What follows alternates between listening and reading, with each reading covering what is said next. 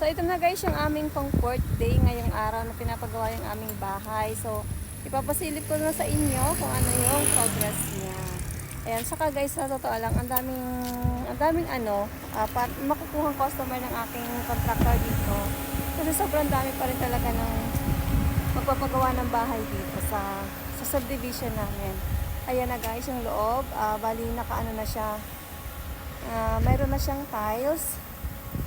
Pero hindi ko pa siya pwedeng apakan sa loob kasi kakatapos lang. Ayan na guys.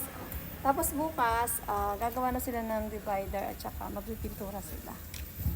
Ayan. Tapos yung labor nila guys, kayang-kaya natin.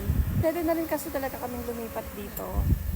At least yung sobrang lakas pa ng hangin. Presko dito. Kaya compared dun sa old house namin. Kasi sa old house namin talagang crowded na siya.